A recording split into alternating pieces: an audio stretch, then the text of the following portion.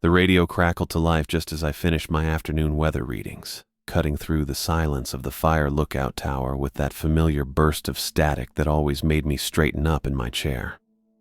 Tower 7, this is base. We've got a situation that needs immediate response. I grabbed the handset, already reaching for my notepad with the other hand.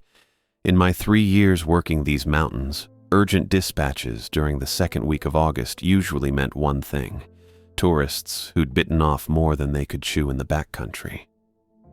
Tower 7 here. Go ahead, base. We have 2 missing hikers, last seen heading toward Black Vein yesterday morning. They were supposed to check in with family last night, but never made contact. That puts them overdue by about 30 hours now. Black Vein. I set down my pen and looked out toward the northwest ridgeline where the old mining settlement sat tucked into a valley about 3 miles from my position. The place was a death trap of collapsed mine shafts and unstable cave systems, officially off limits to recreational hiking, but accessible enough that people wandered in anyway. Any description on the missing persons? 2 males, mid-20s, one driving a blue Honda Civic. License plate we traced to the trailhead parking area. Vehicle's still there. Sheriff's department is tied up with that multi-car accident on Highway 12. Won't be able to get a unit out there until tomorrow morning. I was already moving toward my gear locker before the dispatcher finished talking. Black Vein was exactly the kind of place where 30 hours could mean the difference between a successful rescue and a body recovery. The old mining tunnels had a way of swallowing people whole, and the creek-fed cave systems could flood without warning if the weather turned. Tower 7 responding. I can be on location in approximately 90 minutes. Copy that. Use extreme caution, Wesley. That area's been flagged for structural hazards. I clicked off and started pulling together my emergency response kit. First went the headlamp with fresh batteries. Black Vein would be getting dark soon, and those mine shafts were black as pitch, even in daylight. Trail rations came next, enough for overnight if needed. My first aid kit was already stocked with trauma supplies, but I double-checked the contents anyway. Splints, pressure bandages, pain medication, emergency blanket. 50 feet of climbing rope went into the pack along with my rescue harness. 4 extra water bottles, more than I'd normally carry. But dehydration killed people in these mountains faster than most other hazards. The hike down from the tower took me through terrain I knew by heart. Fire lookout duty meant covering every inch of the surrounding wilderness on foot, mapping access routes and identifying potential hazards. I'd been to Black Vein maybe a dozen times over the past 3 years, always on official business, always alone. The place had an atmosphere that discouraged casual visits. I made good time on the main trail, pushing my pace but staying careful on the loose rock sections. The path wound through dense pine forest before opening up into the rocky drainage that led to the old mining camp. By the time I crested the final ridge, the sun was already touching the western peaks, throwing long shadows across the valley floor. Black Vein spread out below me exactly as I remembered it. 24 buildings in various stages of collapse arranged along what had once been the main street of a thriving mining operation. The structures looked like broken teeth against the mountainside, their weathered wood facades gray and splintered from decades of harsh winters. Most of the windows had been boarded up years ago, though several buildings showed gaps where the plywood had warped away from the frames. I picked my way down the steep slope into the settlement, my boots crunching on loose shale and scattered mining debris. Rusted pieces of equipment littered the area between buildings, fragments of ore carts, twisted sections of rail track, chunks of machinery I couldn't identify. The largest structure sat at the far end of the street, a 2-story building that might have been a company office or boarding house. Its front porch had partially collapsed, leaving a tangle of broken timber and corroded nails. The main mine entrance dominated the hillside above the town. A massive wooden hoist rig still stood over the shaft opening, its support beams blackened with age and streaked with rust stains from the metal hardware. The headframe looked solid enough from a distance, but I knew better than to trust appearances with structures this old. The mine opening itself was blocked by a steel grate, though I could see gaps where the metal had corroded through. I cupped my hands around my mouth and called out, my voice echoing off the surrounding rock walls. "Hello! Search and rescue! If anyone can hear me, call out!" Nothing came back except the sound of my own voice bouncing between the buildings. I waited 30 seconds, listening for any response, then called out again. "This is Park Service. We're here to help." Still nothing. I pulled out my flashlight and started working my way through the settlement systematically, checking each building in sequence. The first structure was little more than a collapsed frame, its roof caved in completely. No way anyone could have taken shelter inside. The second building was more intact, but when I pushed open the warped door, I found nothing but empty space and debris. Animal droppings covered the floor, and the air smelled of rot and old wood. I moved from building to building, calling out regularly and sweeping my flashlight beam into every dark corner. Each structure told the same story: abandonment, decay, and no sign of recent human presence. No fresh footprints in the dust, no disturbed debris, no indication that anyone had been inside these buildings in months or possibly years. The larger building at the end of the street took longer to search. Its first floor had been divided into multiple rooms, each one requiring careful examination. The floorboards creaked under my weight, and I tested each step before putting my full weight down. Several sections of the floor had rotted through completely, leaving gaps that dropped into the crawl space below. Upstairs was worse. Half the roof had collapsed, leaving the remaining rooms exposed to weather. What furniture remained was destroyed by water damage and covered in thick layers of dust and debris. I checked behind every piece of wreckage, under every fallen beam, but found nothing. By the time I finished searching the last building, the sun had disappeared behind the western ridge, leaving the valley in deep twilight. I stood in the middle of the ghost town and called out one more time, listening carefully for any response.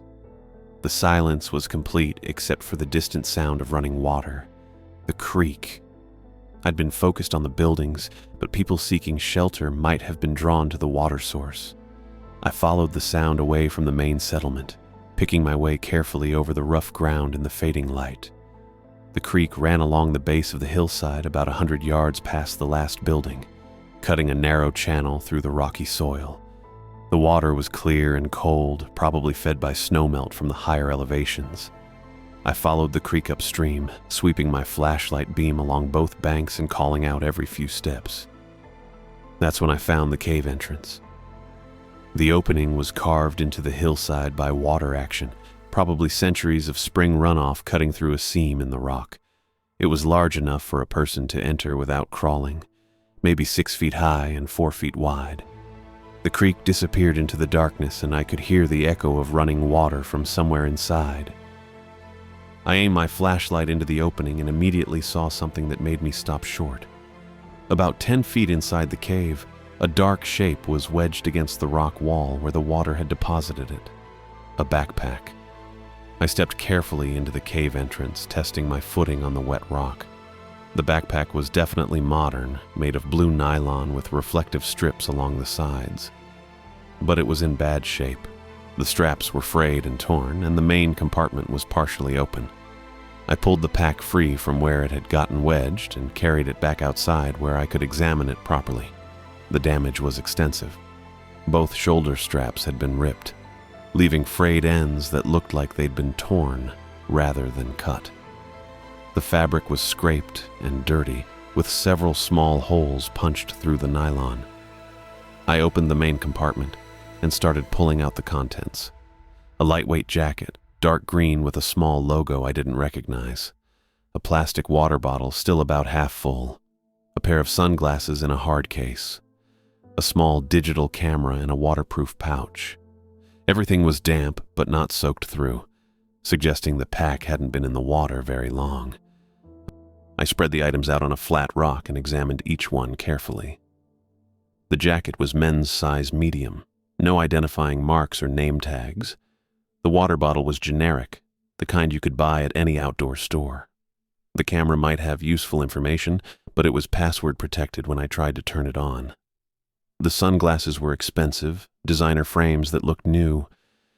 I checked the case for any identifying information but found nothing. No wallet, no identification, no cell phone. Either those items had been lost separately, or someone had removed them from the pack. I stood up and looked back toward the cave entrance, then swept my flashlight beam along the creek bank in both directions. The torn straps and scattered contents suggested some kind of accident, but I couldn't tell what had happened or where the pack's owner might be now. The water running out of the cave was clear and showed no signs of recent disturbance. If someone had been swept into the underground system, they could be anywhere by now. These limestone caves were notorious for their complexity, with passages that could run for miles before surfacing again. I gathered up the scattered items and stuffed them back into the damaged pack, then slung it over my shoulder. I cupped my hands around my mouth and called into the cave opening. "Hello? Anyone in there?"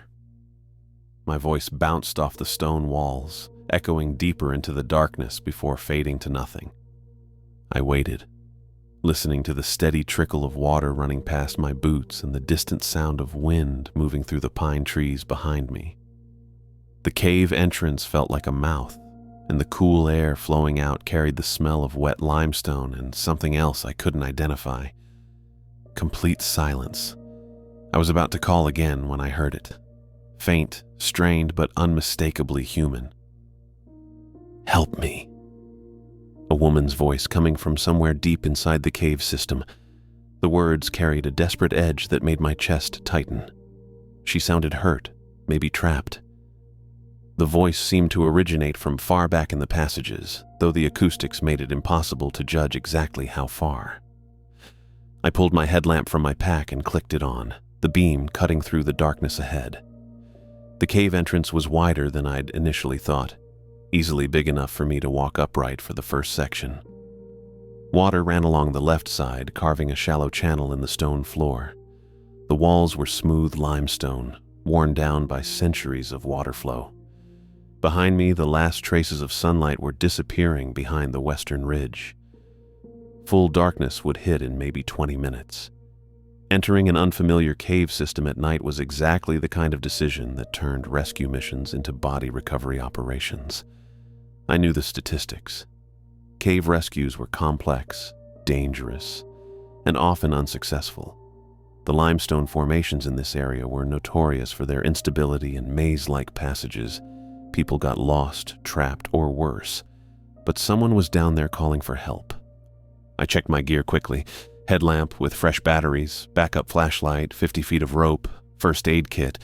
Not ideal for cave rescue, but better than nothing. My radio wouldn't work underground, which meant I'd be completely cut off from base until I came back out. "Help me." The same voice with the same strained quality. Maybe a little fainter this time, though that could have been my imagination. The woman sounded young, probably around the age of the missing hikers.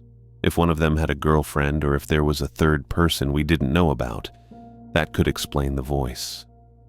I made the decision. Leaving someone trapped in a cave overnight wasn't an option, regardless of the risks. "I'm coming," I called back. "Keep calling so I can find you." I adjusted my headlamp and stepped into the cave entrance. The temperature dropped immediately, and the sound of my boots on wet stone echoed off the walls. The passage angled downward at a gentle slope, following the water flow. My light beam revealed smooth walls carved by water action, with occasional formations where minerals had built up over time. The first section was easy walking. The ceiling stayed well above my head and the floor was relatively even except for the water channel. I could hear the woman's voice ahead of me, calling out every minute or so. Each time it sounded like it was coming from just around the next bend or just past the next turn. "I'm coming," I called back each time. "Where are you?" But she never seemed to hear my responses, just kept calling for help in those same strained tones. After about 50 yards, the passage split into 2 branches.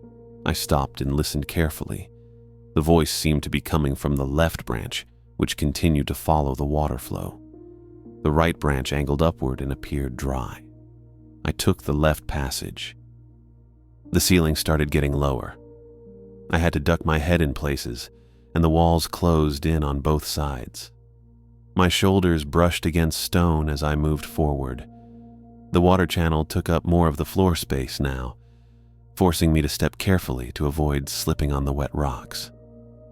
"Help me." Closer now, or at least it seemed that way. The voice had the same desperate quality, the same tremor. I pushed forward, following the sound. The passage narrowed further. I had to turn sideways in places to squeeze through gaps between rock formations.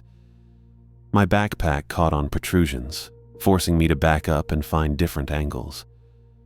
The headlamp beam showed the walls closing in ahead, but I could still hear the voice calling from somewhere beyond. My boots splashed through deeper water now. The channel had widened and the flow was stronger, probably fed by additional sources deeper in the cave system. The sound of running water made it harder to pinpoint exactly where the voice was coming from. "Keep calling," I shouted. "I'm getting closer. Help me!" The response came back with that same strained tone. Same cadence, same tremor in the voice. For a moment, something about it struck me as odd, but I pushed the thought aside. People in distress often repeated the same phrases over and over. Shock could make someone's speech patterns repetitive. The passage took a sharp turn to the right, and I found myself facing a section where the ceiling dropped to about 4 feet high.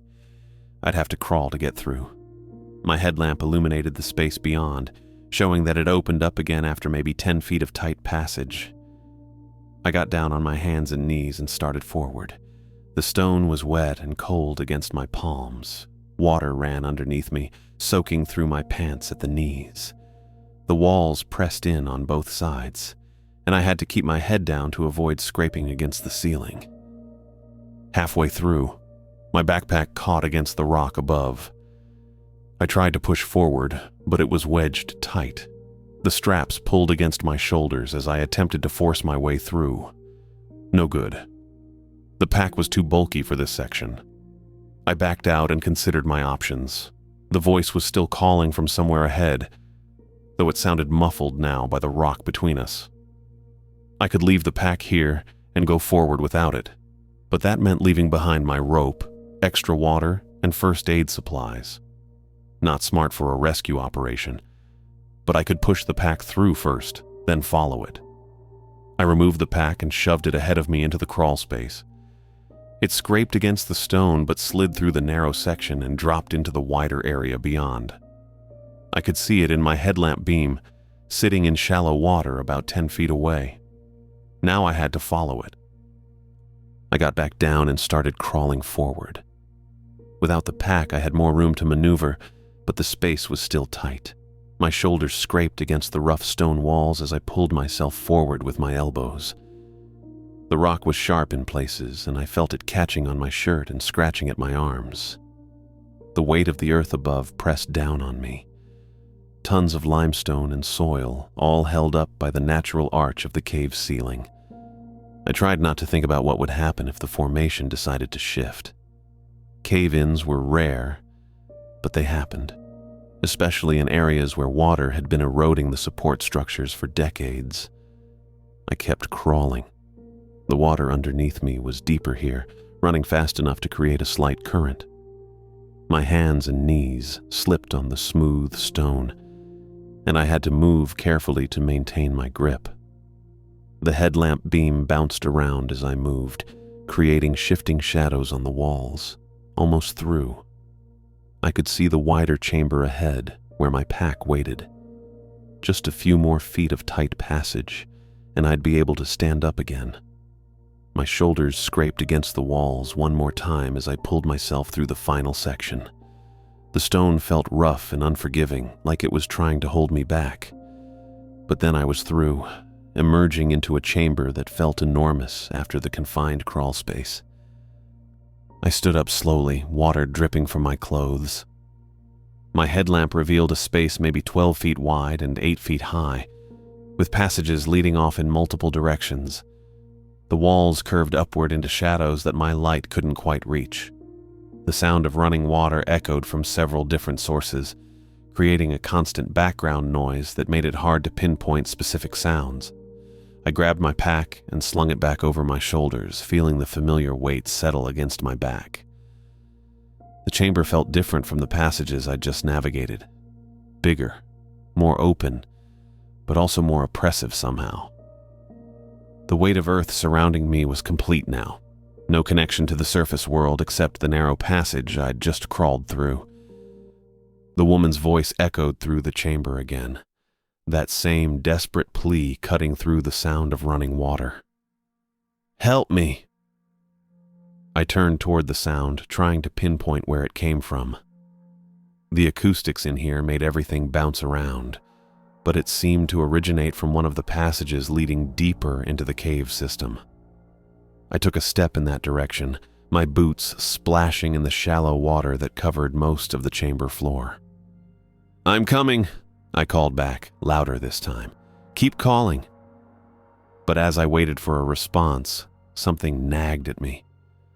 The woman had been calling out since I first heard her from the cave entrance, but she never seemed to hear me calling back. Even accounting for the echo and the water noise, my voice should have carried far enough for her to know someone was coming to help. "Help me!" The voice came again, and this time I stopped moving entirely. I stood perfectly still in the chamber, water dripping from my jacket onto the stone floor. My headlamp beam swept across the curved walls as I turned my head, listening carefully. The background noise of flowing water remained constant, but I focused on filtering it out, concentrating on the woman's voice. When it came again, I noticed something that made my stomach drop. The breathing pattern between the words was identical to what I'd heard before. Not similar. Identical. The same sharp intake of breath before help, the same slight pause, the same desperate tone on me, followed by the exact same exhalation. I'd worked search and rescue long enough to know that people in genuine distress don't repeat themselves with mechanical precision. Panic, exhaustion, injury, they all change how someone speaks. Breathing patterns shift, voices crack or fade. But this voice maintained the same rhythm, the same inflection, over and over. Moving slowly, I followed the sound deeper into the chamber. The passage it seemed to come from was wider than the one I'd crawled through, with a ceiling high enough that I could walk upright. The water here was shallower, just a thin stream running along the right side of the passage floor. "Help me!" Closer now, I could tell the sound was coming from just ahead. I moved my headlamp beam methodically across the passage walls, looking for any sign of the woman. The limestone here was smoother, worn by centuries of water flow, with occasional formations where minerals had built up into small ridges and shelves. That's when I saw it. On a natural rock shelf about chest high, positioned perfectly to project sound down the passage, sat a small rectangular device. Even from several feet away, I could see the familiar shape of an old cassette player, the kind that had been popular 20 years ago. Two thick wires ran from the back of the device to what looked like a jury-rigged battery pack sitting behind it on the shelf. "Help me!" The sound came directly from the cassette player's small speaker. I approached it slowly, my headlamp beam fixed on the device. The plastic casing was faded and scratched, but the LED power indicator glowed a steady red. Someone had taken considerable effort to set this up, running fresh batteries and positioning it perfectly to carry the sound through the cave passages. I reached up and hit the stop button. The voice cut off mid-word, leaving only the sound of water and my own breathing echoing through the passage. The silence felt heavier than the constant background noise I'd grown accustomed to. My hands were shaking as I opened the cassette compartment. Inside was a standard tape, unmarked except for a piece of masking tape on the front with "Help" written in black marker. I ejected it and turned it over in my hands. The tape looked relatively new, not like something that had been sitting in a cave for years. This wasn't some old recording that had been playing on repeat by accident. Someone had deliberately placed this here, with fresh batteries, knowing that anyone entering the cave system would follow the sound. They'd used it as bait. I slipped the cassette into my jacket pocket and clicked the player's compartment shut. The battery pack was definitely recent. I could see the manufacturing date printed on one of the batteries. Last year. Which meant someone had been in these caves recently enough to set this up and maintain it. The implications hit me like cold water. The missing hikers hadn't just gotten lost or injured in an accident. Someone had lured them deeper into the cave system using this recording, and now they'd tried to lure me. I was about to turn back toward the chamber when I heard something else. This sound was completely different from the recorded voice. It came from deeper in the passage, beyond where the cassette player had been positioned.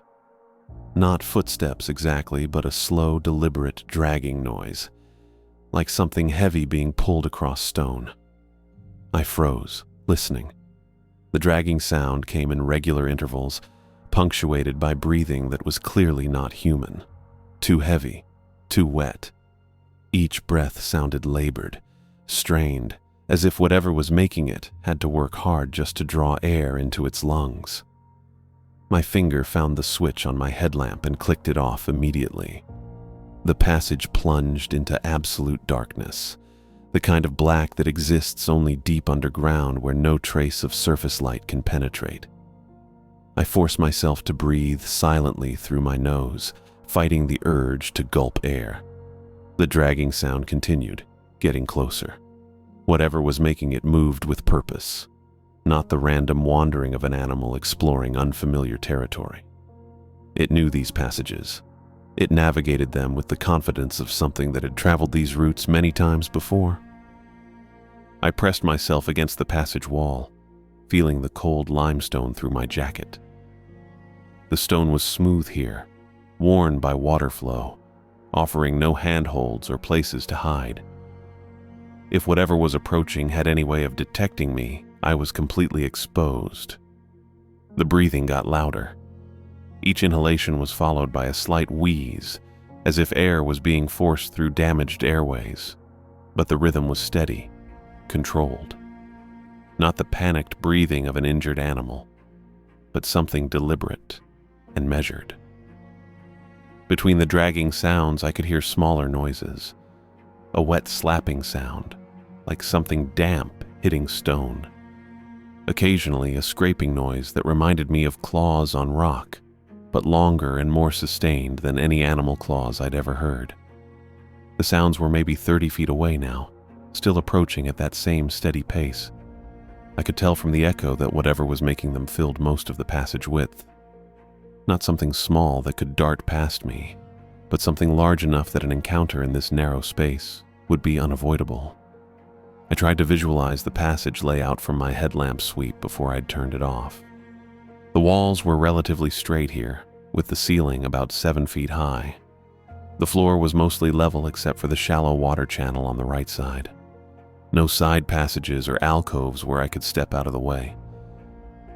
The breathing pattern never changed, in and out, with that wet wheeze on each exhalation. Whatever was approaching didn't seem to be tracking by scent the way a normal animal would. No sniffing or testing the air. It moved with the confidence of something that knew exactly where it was going.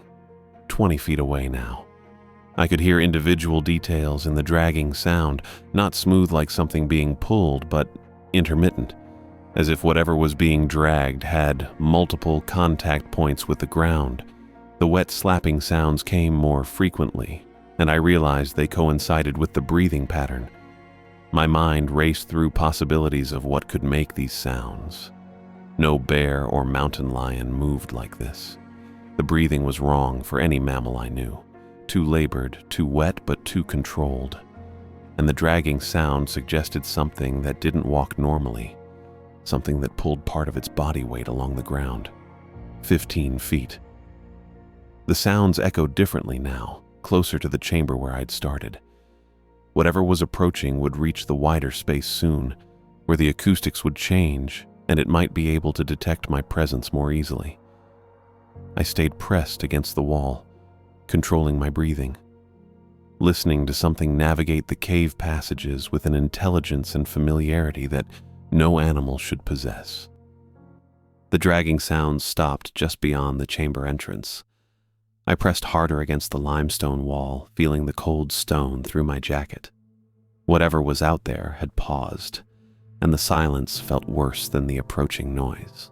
Only the wet, labored breathing continued, each rasp echoing off the curved walls. I understood now why the cassette player had been positioned so carefully. This thing knew these tunnels better than any human ever could. It had used that recording before, probably multiple times.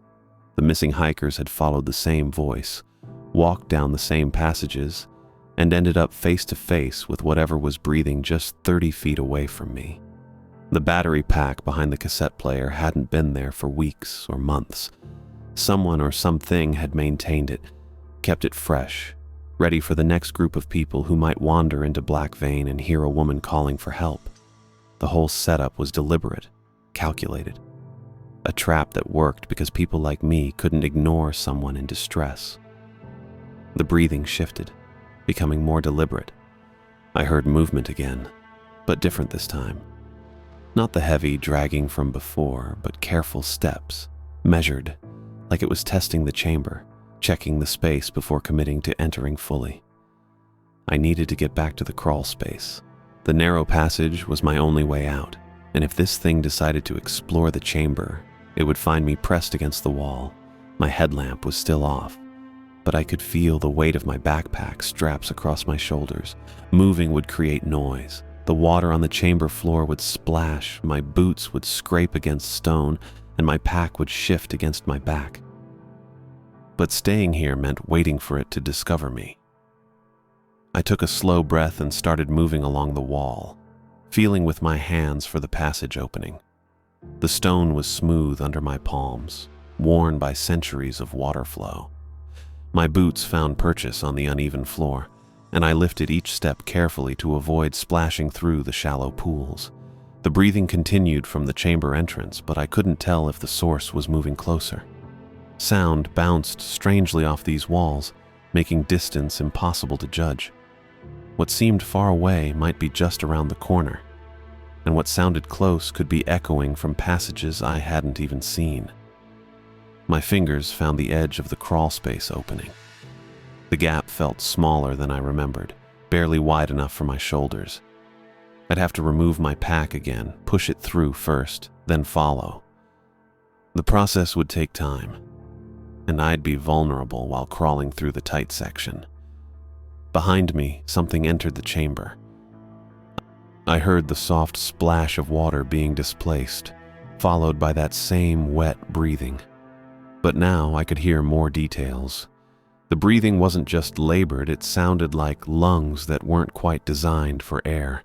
Each inhalation wheezed slightly, as if the respiratory system was adapted for something else entirely. I fumbled with my pack straps, trying to work them off my shoulders without making noise. The buckles clinked softly against each other, and I froze. The breathing stopped. Silence filled the chamber. No water dripping, no air movement, nothing. Even the distant sound of the underground stream seemed muted. Whatever had entered the space was listening, the same way I was listening. I waited, pack half off my shoulders, afraid to complete the movement. Seconds stretched into what felt like minutes. My legs started to cramp from holding the same position, and my arms ached from supporting the pack's weight. Then the breathing resumed, but closer, much closer. I couldn't wait any longer. I pulled the pack completely free and pushed it into the crawl space opening, wincing as the frame scraped against rock. The sound echoed through the chamber like a gunshot.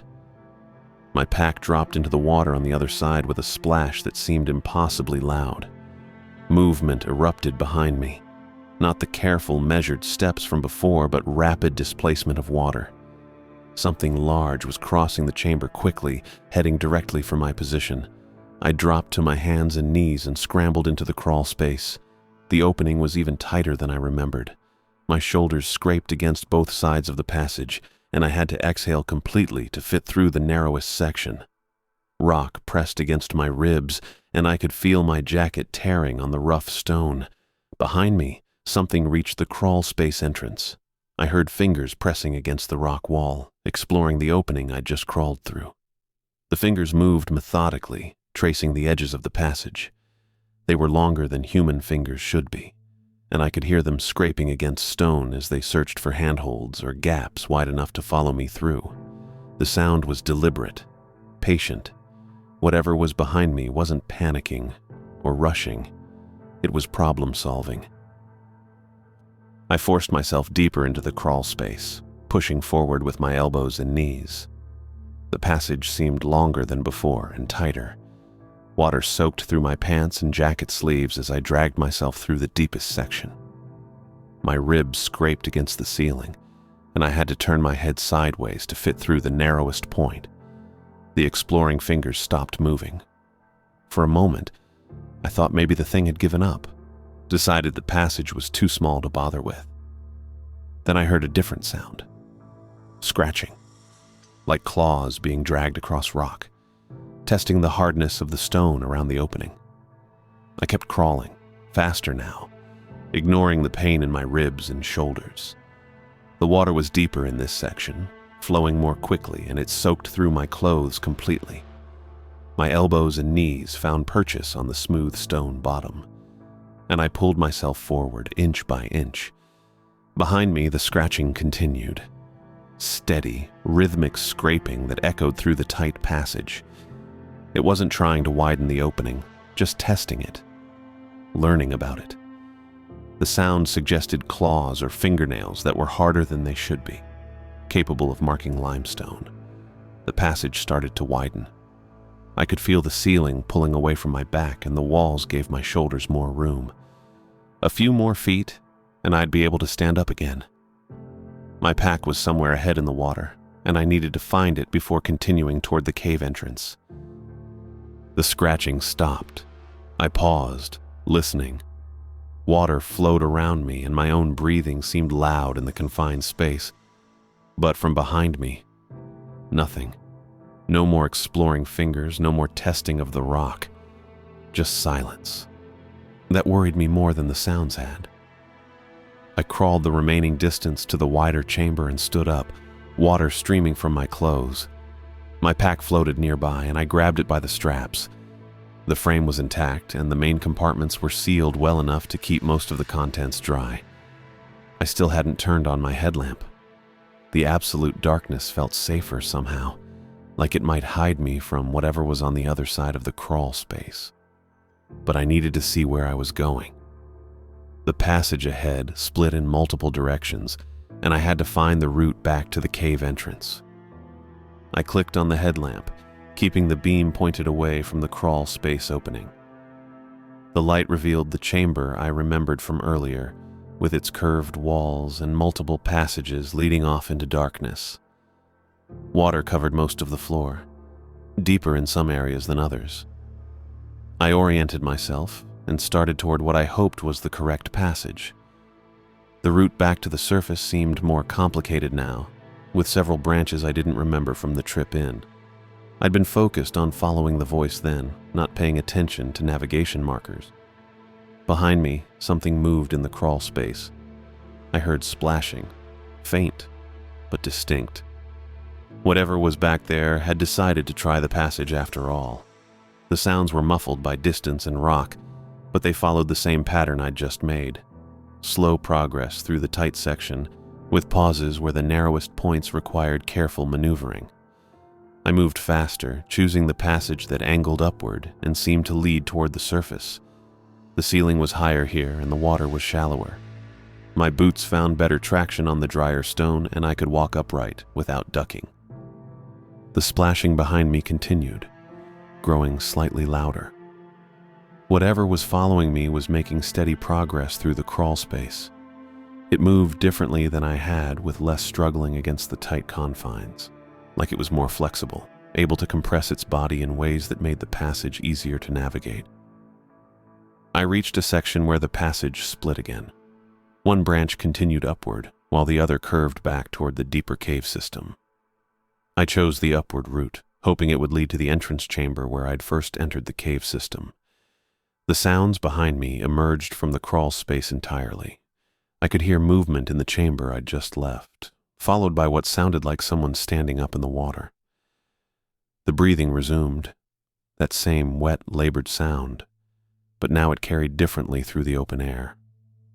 I kept moving, following the upward passage as it curved and twisted through the limestone. The walls here showed more variation in texture, with areas where mineral deposits had created different colors and patterns. My headlamp beam picked out details I hadn't noticed on the way in when I'd been focused entirely on following the recorded voice. Behind me, the breathing grew closer. Whatever was following me had found the correct passage and was gaining ground. It moved more quietly than I did, with fewer splashes and less scraping against the walls. But the breathing gave away its position, a constant reminder that something was tracking me through the darkness. I reached a section I recognized from earlier. The passage widened into the chamber where I'd first heard the woman's voice clearly before discovering the cassette player. The space felt familiar, and I could see two passages leading out. One led back toward the deeper cave system, while the other angled toward what I hoped was the entrance. The breathing stopped again. I paused at the chamber entrance, listening. The silence stretched on, broken only by the sound of water flowing somewhere in the distance. My pursuer had either stopped moving or learned to breathe more quietly. I stepped into the chamber, sweeping my headlamp beam across the walls and floor. The space was empty, just smooth limestone and shallow pools of water. But something felt different about it. The air moved differently, like there were more openings than I remembered. I crossed to the passage that led toward the surface, moving as quickly as I could while still watching for obstacles. The route seemed longer than before, with more turns and elevation changes, but the air felt fresher, carrying hints of the pine scent from outside. Behind me, something entered the chamber I'd just left. I heard the soft splash of footsteps in water, followed by a pause. Then more movement, but in a different direction. Whatever was following me was exploring the chamber, checking the other passages before committing to the route I'd taken. I kept climbing through the upward passage, following the increasingly fresh air toward what had to be the cave entrance. The walls here were different, showing signs of the water erosion that had originally carved this route to the surface. The limestone was smoother, worn by centuries of seasonal flooding. The passage curved sharply to the right, and suddenly I could see faint light ahead. Not daylight, but the slightly lighter darkness that meant open air and starlight. The cave entrance was just ahead, maybe 50 yards through a section of passage that looked familiar. I moved toward the light, feeling the temperature change as outside air mixed with the cave atmosphere. The sound of wind and pine trees carried down the passage, along with the smell of forest and creek water. Behind me, breathing echoed through the passage, closer now, and moving with purpose. Whatever was following me had found the correct route and was climbing toward the surface. I reached the cave entrance and stepped outside, feeling the night air against my wet clothes. The temperature difference was shocking after the constant coolness underground. I could see stars through the pine canopy, and the creek ran along its familiar path just a few feet away. I didn't stop at the entrance. Whatever was behind me knew these caves intimately, and it might know other ways to reach the surface. I needed distance and open ground where I could see what was coming. I started up the hillside, following the creek bank toward the abandoned mining camp. My wet clothes clung to my body, and my pack felt heavier than usual. But I could move freely now, without narrow passages or low ceilings limiting my options. Behind me, something emerged from the cave entrance. I turned and looked back, keeping my headlamp beam pointed away so it wouldn't give away my exact position. In the faint starlight filtering through the trees, I could see a shape standing at the cave mouth. It was tall, maybe 6.5 feet, with a narrow build that seemed wrong somehow. The proportions were almost human, but not quite. The arms were too long, hanging past where the hips should be. The shoulders jutted at sharp angles, and even from this distance I could see that the joints bent at positions that didn't match normal human anatomy. Its skin was pale, almost white, like something that had never been exposed to sunlight. The face was turned in my direction, and I could see large dark eyes that seemed to reflect the minimal available light. The features weren't monstrous exactly, just stretched and elongated in ways that made them unsettling to look at. It stood perfectly still at the cave entrance, making no sound except for that distinctive breathing. The rasping wheeze continued with mechanical regularity, like lungs that were designed for different atmospheric conditions but had adapted to surface air through necessity. I backed up the hillside, keeping the thing in sight while putting more distance between us. It didn't follow immediately. Instead, it remained at the cave entrance, watching me retreat, waiting. The breathing carried clearly through the night air, a wet sound that suggested respiratory systems not quite suited for the oxygen concentration outside the caves. Each exhalation wheezed slightly, as if the creature's lungs were more accustomed to the thinner air deep underground. I reached a cluster of pine trees that provided some cover and stopped to catch my breath. My clothes were soaked from the cave water, and the night air was cold enough to make me shiver. But I was alive, and I was out of the confined passages where the thing had all the advantages. From the cave entrance, the pale figure continued watching me. It made no move to follow, but it didn't retreat back into the darkness either. It just stood there, breathing that labored breath, tracking my position with those large, reflective eyes.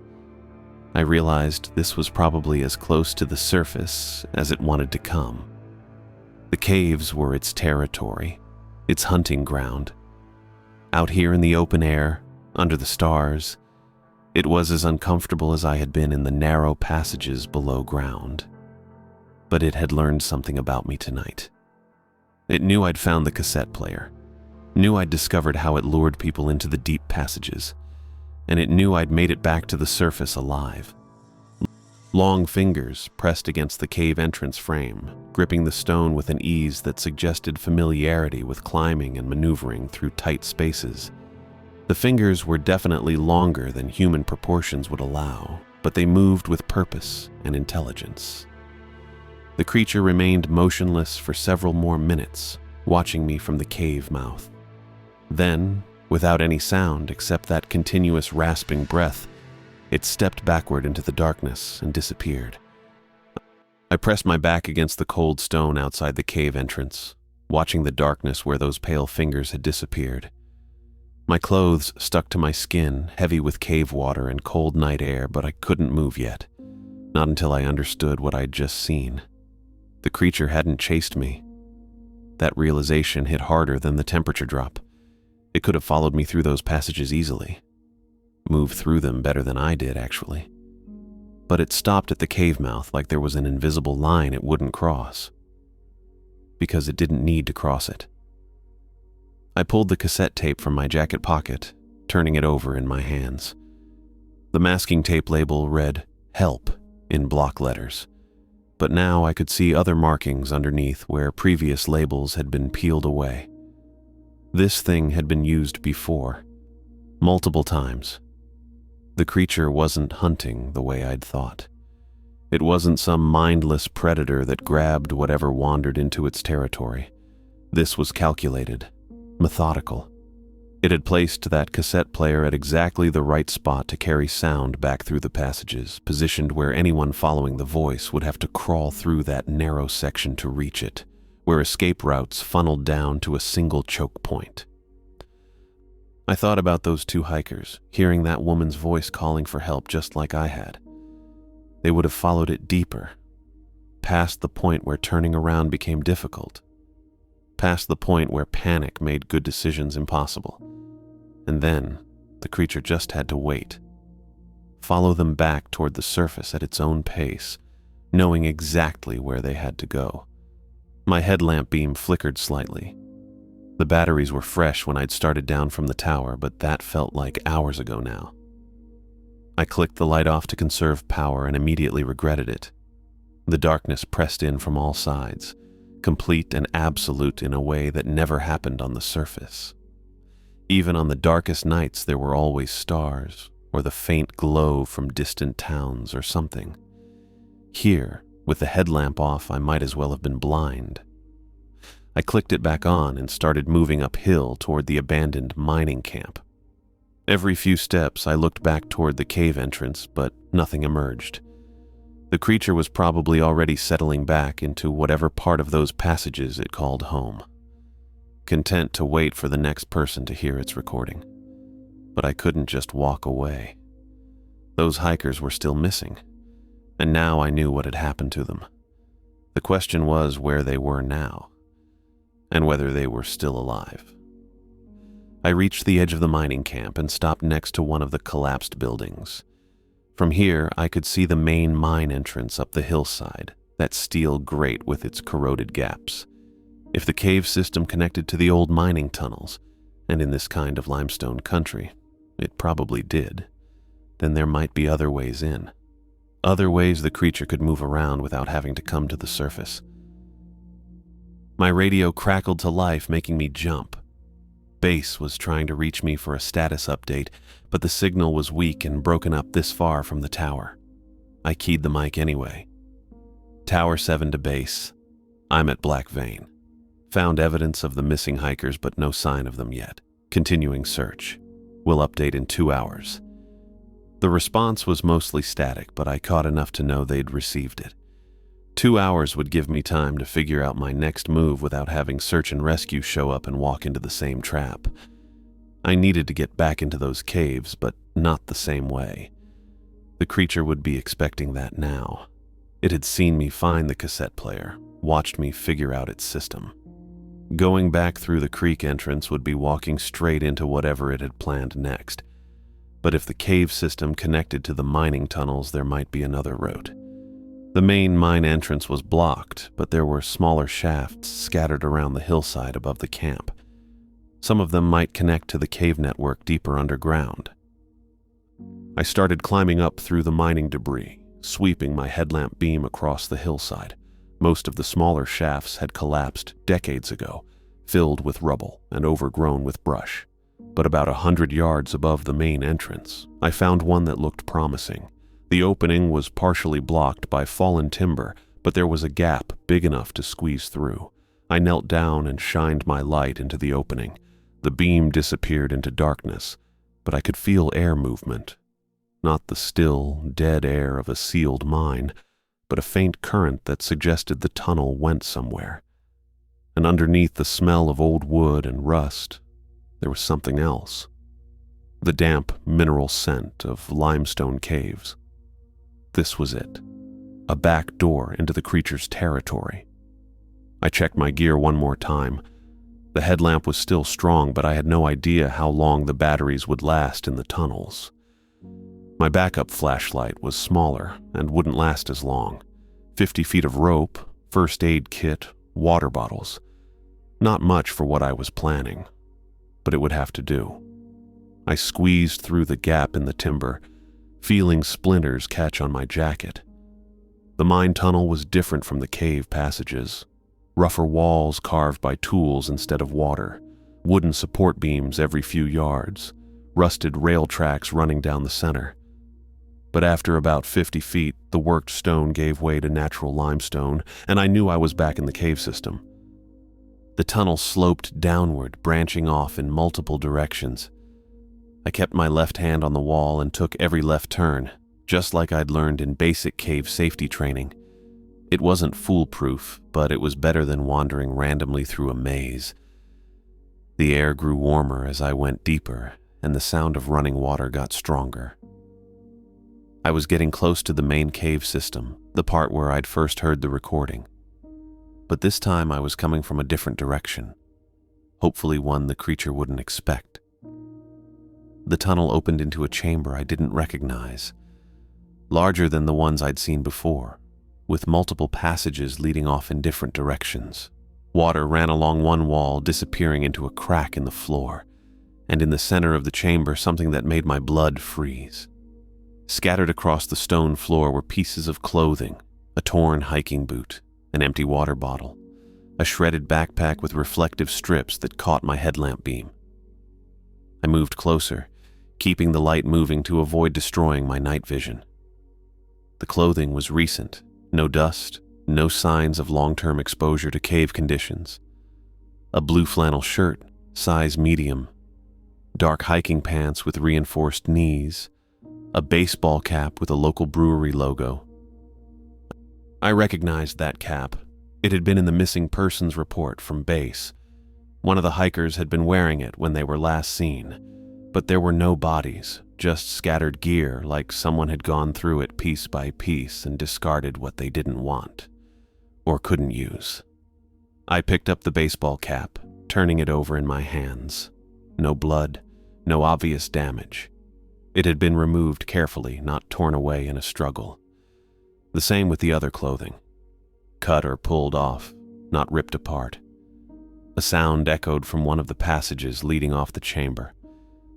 Not the dragging noise I'd heard before, but something else. A wet, rhythmic sound like something being moved across stone. And underneath it, so faint I almost missed it, something that might have been human breathing.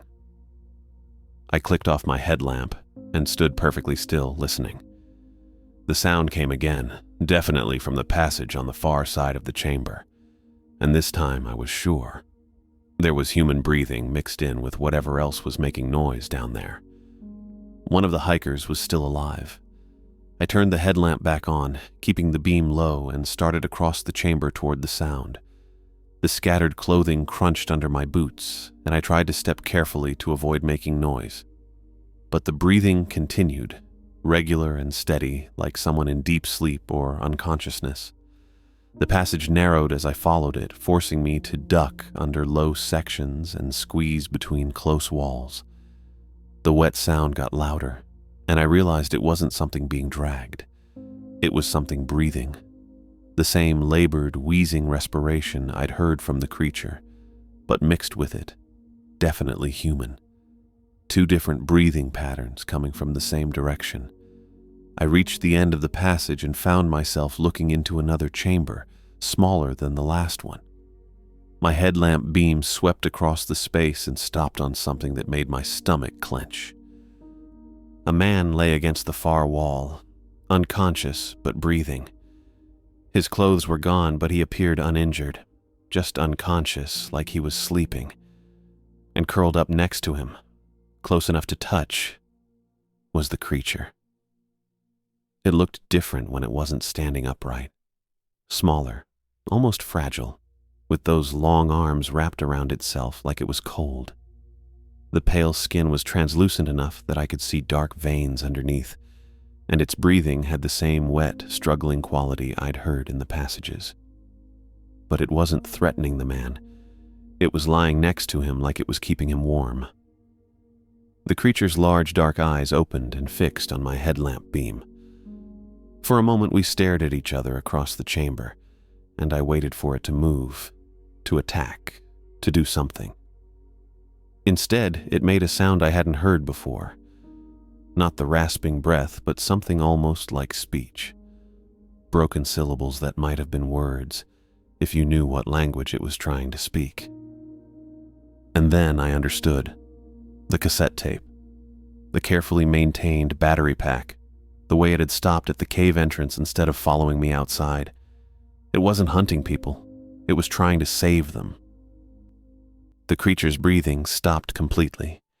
In the silence that followed, I could hear only the unconscious man's steady rhythm and the distant sound of water moving through stone passages. Then movement, deliberate and unhurried, as the pale figure uncoiled itself from its protective position beside the man. I kept my headlamp pointed down, not wanting to blind or provoke it, but I could see enough.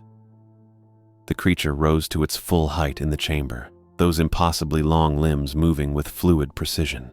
Its breathing resumed, that wet, struggling sound I'd heard throughout the caves, but now I understood it differently.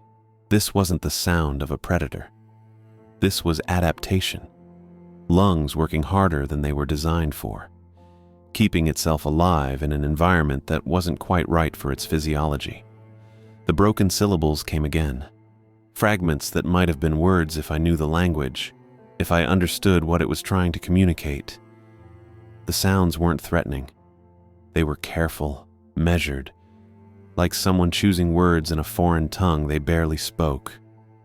I realized I was holding my breath and forced myself to exhale slowly. The creature's large, dark eyes tracked the movement, watching me with an intelligence that made my skin crawl, not from fear, but from recognition. This thing was thinking, evaluating, making decisions about what to do next.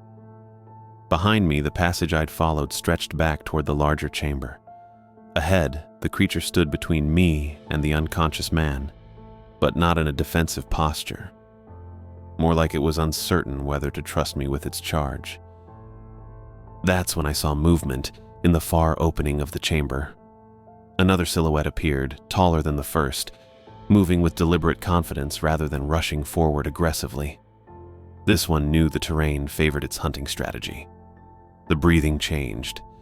Two sources now, creating an echo that made the chamber feel smaller, more confined.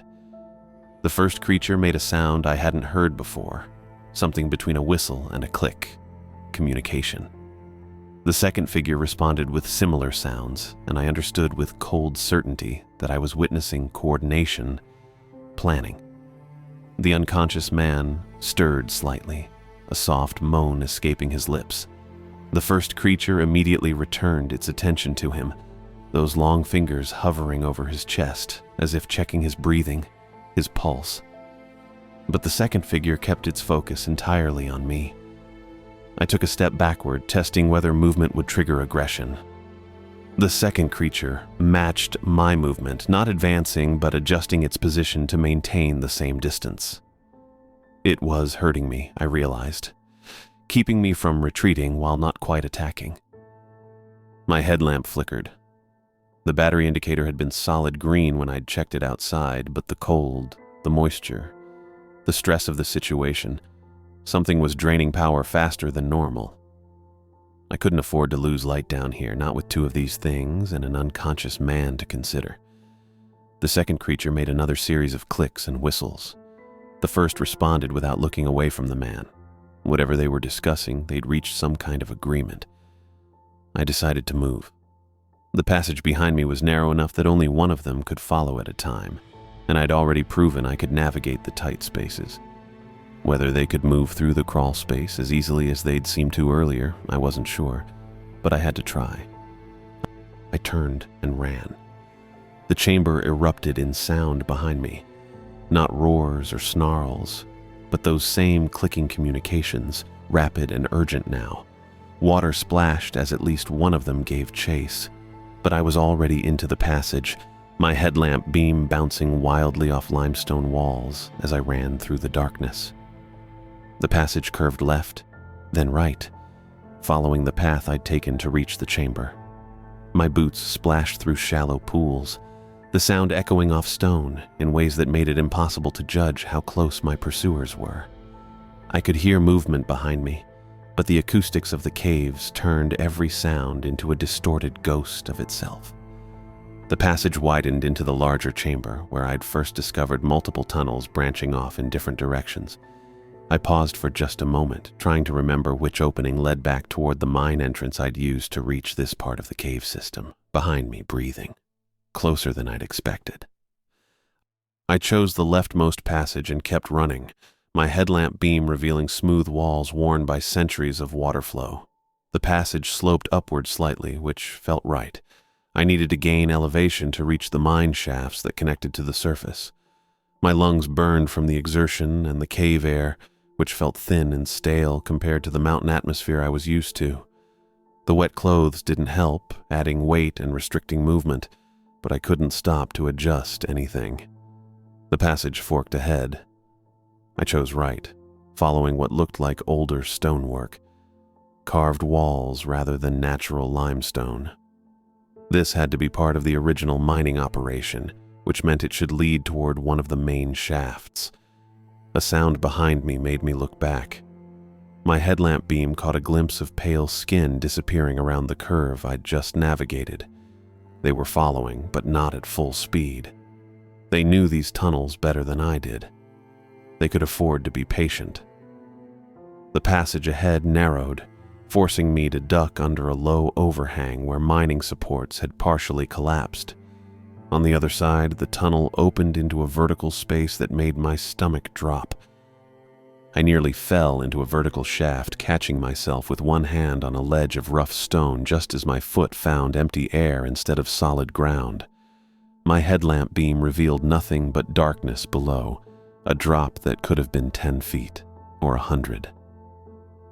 The ledge was barely wide enough for my fingers, carved stone that bit into my palm as I hauled myself back from the edge. My heart hammered against my ribs as I pressed against the tunnel wall, trying to catch my breath and figure out how to navigate around this obstacle. To my left, a narrow ridge of stone ran along the wall, probably a path the miners had used to access different levels of the shaft.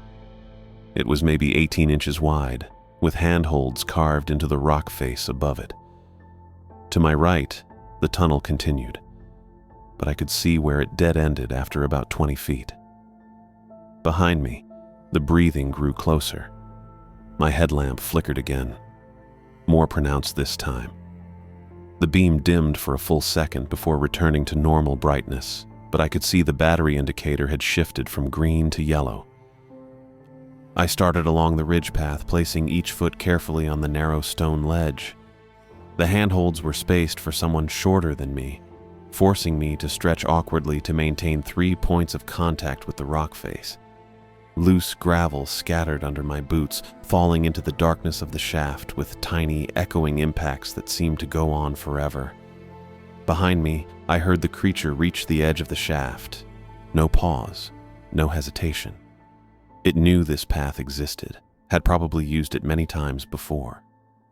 The sounds of its movement were different from mine, more fluid, with longer reaches between handholds that suggested those extended limbs were actually an advantage in this environment. The ridge curved around the shaft, following the contours of the excavation.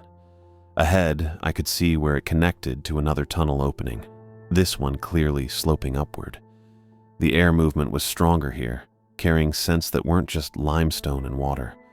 Pine, earth, the faint sweetness of summer night air. I moved faster despite the exhaustion that was starting to make my hands shake. The creature following behind understood that the dangerous terrain worked to its advantage. It could take its time, let me make mistakes, wait for fatigue or equipment failure to do most of the work. My headlamp flickered again, longer this time. In the moment of reduced light, the handholds became harder to see. The depth perception that kept me from misjudging the ledge width disappeared. When the beam stabilized, I was gripping the rock face with both hands, my feet scrambling for purchase on stone that suddenly felt much less stable. I reached the tunnel opening and pulled myself up onto solid ground, my shoulders aching from the strain of the traverse. The passage ahead definitely sloped upward, and the air quality changed noticeably as I moved into it. Faint drafts of summer night air filtered down from above, carrying the promise of surface, of safety, of radio contact with base. Behind me, the creature reached the tunnel opening. I could hear it moving faster now, no longer content to simply follow at a distance. The change in my pace, the obvious direction toward the surface, something had shifted its strategy. I moved faster despite exhaustion, my boots finding better traction on the carved stone floor of what was clearly a mining tunnel. Support beams appeared in my headlamp beam, some still solid, others sagging or collapsed entirely. Rail tracks ran along the floor, disappearing into darkness ahead and behind. The creature increased its speed significantly. I could hear it gaining ground, no longer moving with the cautious patience it had shown in the lower passages. Those wet, struggling breaths came in faster rhythm, and the sound of its movement suggested it was no longer being careful about noise or stealth. The tunnel curved left, following what must have been a vein of ore the miners had been pursuing. The air was definitely fresher here, and I caught the scent of pine trees, of mountain soil, of the world above ground that I'd started to think I might never see again. At the final bend, I saw it. Blessed moonlight leaking through a broken section of rock where part of the cave ceiling had collapsed decades earlier during mining operations. The opening was maybe 15 feet above the tunnel floor, but I could see carved handholds in the wall where generations of miners had climbed up to access this route to the surface. Behind me, the creature's breathing had changed again. No longer the patient stalking rhythm, but something that sounded almost like urgency. It knew I was close to escape, and whatever patient hunting strategy it had been employing was about to fail. I scrambled upward frantically, using handholds carved into the wall by long-dead miners. The stone was solid under my fingers, worn smooth by decades of use but still functional. Gravel cascaded below as my boots found purchase on narrow ledges, small stones bouncing off tunnel walls with sharp echoing cracks. Above me, the moonlight grew brighter with each foot of elevation gained. The opening was larger than it had appeared from below, big enough for a person to climb through easily, probably the result of multiple cave-ins over the years since the mine had been abandoned. I pushed harder against the stone handholds, muscles burning as I hauled myself up another foot. The creature's breathing echoed from directly below now, no longer the measured stalking pace from before. This was urgent, almost panicked. My boots scraped against the limestone as I found the next carved grip, fingers cramping from the cold and strain. The moonlight grew stronger with each pull upward. 12 feet to go, maybe 10. The opening looked wide enough to squeeze through, thank God, because I wasn't sure I had the strength for any complicated maneuvering once I reached the top. Something scraped against stone below me. Close. Too close. I glanced down and immediately wished I hadn't. The creature was climbing after me, those impossibly long arms reaching between handholds I had to stretch for. Its pale fingers found purchase on stone edges that should have been too narrow, too smooth. The dark eyes reflected the moonlight filtering down, locked on me with an intensity that made my skin crawl. My headlamp flickered again, the beam cutting out entirely for a full second before sputtering back to life. The battery indicator still showed green, but something about the cave environment was draining it faster than it should. I couldn't afford to lose the light now, not with this thing right behind me. 7 feet to the opening. I could smell pine needles and fresh air, could feel the temperature difference as surface air mixed with the stale cave atmosphere. My left hand found the next handhold and I pulled, right foot scrambling for purchase on a narrow ledge. The creature made that clicking sound again, but this time it was different, sharper, more urgent, like it was calling to something else. I didn't want to think about what that might mean. 5 feet. My shoulders ached and my forearms felt like they were on fire. But I kept climbing. The carved handholds were deeper here, worn smooth by decades of miners making this same climb. Some of them probably in much worse conditions than this, hauling equipment or escaping cave-ins. The thought of cave-ins made me look up at the opening again. The edges were jagged, unstable looking. Recent rockfall, not an original mine entrance. This whole section could come down if the wrong stone shifted. Below me, the creature's breathing changed. Faster now, more strained. It was gaining ground, moving with a fluid grace that made my own desperate scrambling look clumsy by comparison. Those long fingers wrapped around handholds with the confidence of something that had climbed these walls before. 3 feet. I could see stars through the opening now, real sky beyond the limestone ceiling. My right hand reached up and found the edge of the hole itself, rough stone that crumbled slightly under my grip. I tested it carefully, making sure it would hold my weight. The creature's hand shot up and grabbed my left ankle. The grip was cold, impossibly strong, fingers wrapping almost completely around my boot. I kicked hard, trying to break free, but it held on. Those dark eyes stared up at me from maybe 4 feet below, and for a second I thought I saw something almost human in them. Desperation, maybe. Or fear. Then it started pulling me back down. I grabbed the edge of the opening with both hands, ignoring the sharp stone cutting into my palms. My headlamp beam swung wildly as I struggled, casting crazy shadows on the cave walls. The creature's other hand reached up, searching for a better grip on my leg. "Let go!" I shouted, the words echoing off the stone. "Let me go!" The creature made those broken syllable sounds again, almost like it was trying to respond, but its grip didn't loosen. I braced my right foot against the wall and pushed up with everything I had left. The creature's fingers slipped slightly, and I felt my boot start to slide in its grasp. Almost free. Just a little more. My left hand found solid stone beyond the opening's edge. Forest floor, covered with pine needles and small rocks. I pulled myself up another 6 inches, then another. The creature's grip shifted to my calf, then my knee, trying to maintain contact as I climbed out of reach. The opening was just wide enough for my shoulders. I squeezed through, feeling the jagged edges scrape against my jacket and backpack. Cold night air hit my face like a slap, and I gasped at the temperature difference. My breath came out in visible puffs. Behind me, the creature's pale hand shot through the gap, fingers stretching desperately toward me.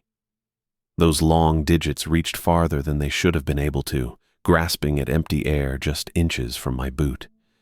The hand was completely white, almost translucent in the moonlight, with joints that bent at angles that looked wrong. I scrambled away from the opening on my hands and knees, putting distance between myself and those reaching fingers. Pine needles stuck to my wet clothes and my headlamp beam swept across familiar forest floor. The trees here were thick, old-growth pine that blocked most of the moonlight. I was maybe 200 yards above the main mining camp, on a hillside I recognized from my earlier approach to Black Vein. The creature's hand was still reaching through the opening, fingers moving in slow, searching patterns. I grabbed a fallen rock about the size of my fist, rough granite with sharp edges. The creature's pale fingers were exposed, vulnerable, still stretching toward where I'd been moments before. I could hear that wet, struggling breathing echoing from the hole, could see the arm extending impossibly far through the gap. Without giving myself time to think about it, I brought the rock down hard against the creature's hand. The impact sent a shock through my arm.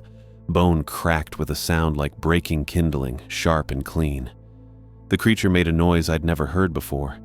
Not quite a scream, not quite that clicking language. Something between the two that made my teeth ache. The hand jerked back through the opening so fast I barely saw it move. The breathing sounds from below changed, became more ragged, punctuated by what might have been pain or anger. I couldn't tell which. I dropped the rock and scrambled backward, putting more distance between myself and the hole. My headlamp beam shook as I moved, casting wild shadows between the tree trunks. The forest felt massive around me after hours in those narrow cave passages, almost overwhelming in its openness. The breathing sounds from the cave grew fainter, but they didn't stop. Whatever was down there was moving away from the opening, retreating deeper into the tunnels. I waited, crouched behind a thick pine trunk, listening for any sign that it might try to follow me out. Nothing came. Minutes passed. The only sounds were wind through the pine branches above and my own ragged breathing gradually slowing to normal. The creature wasn't coming after me. Just like at the creek entrance, it had stopped at the threshold between underground and surface, like it couldn't or wouldn't cross that boundary. I pulled out my radio and checked the time. 4:37 in the morning. I'd been underground for over 6 hours, though it felt like days. My clothes were still damp from the cave, and the night air was cold enough that I could see my breath. I needed to get moving before hypothermia became a real concern. The abandoned mining camp spread out below me, a collection of dark shapes against the hillside.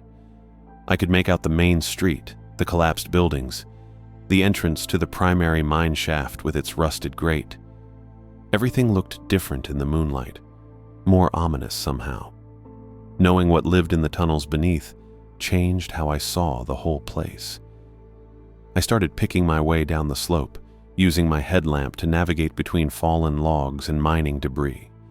The beam was getting weaker now, definitely running low despite the battery indicator. I'd need to switch to the backup flashlight soon. As I walked, I thought about what I'd seen down there. The creature trying to keep that man warm. The careful way it had maintained the cassette player, changing batteries, keeping the trap functional. The broken attempts at speech. None of it fit with what I'd expected to find. And there were at least 2 of them, maybe more. The hiking gear scattered in that chamber belonged to the missing men. No question. But where was the second hiker? Was he deeper in the cave system somewhere? Was he even still alive? I reached the edge of the mining camp as the sky began to lighten in the east. Not full dawn yet, but that gray pre-dawn glow that meant sunrise wasn't far off. The radio crackled to life as I approached the main street. Tower 7, this is base. Status update. Over. I pulled the radio from my belt and keyed the mic. Base, this is Tower 7. I'm at the mining camp. Found evidence of the missing hikers and encountered complications. Requesting immediate assistance. Over. Copy that, Tower 7. What kind of complications? Over. I looked back up the hillside toward where I knew that opening was hidden among the trees. How did I explain this? How did I tell them about creatures living in the cave system? About cassette players and missing hikers and things that shouldn't exist? Base, I need a full search and rescue team with cave experience, and I need them to seal off all cave entrances in this area. Mark them as restricted access. This isn't a normal missing persons case. Over. Static filled the channel for a long moment. Tower 7, can you be more specific about the nature of the threat? Over. Negative, Base. Just send the team. And send them armed. I'll explain everything when they get here. Over. Another pause. Copy that, Tower 7. Helicopter en route, ETA 45 minutes. Maintain your position and await extraction. Over. Roger. Base. Tower 7 out. I clipped the radio back to my belt and found a spot to sit on the steps of what used to be the general store. The wooden planks creaked under my weight, but they held. From here I could see most of the camp and keep an eye on the hillsides for any movement. The sky continued to lighten, and I could make out individual buildings more clearly now. The place looked even more desolate in the growing daylight, like something out of an old Western movie. Hard to believe people had lived and worked here once, that this had been a thriving community. Harder still to believe what was living here now. I pulled the cassette tape from my jacket pocket and turned it over in my hands. The "Help" label was starting to peel at one corner, and I could see part of another label underneath. Something written in blue ink, but I couldn't make out the words.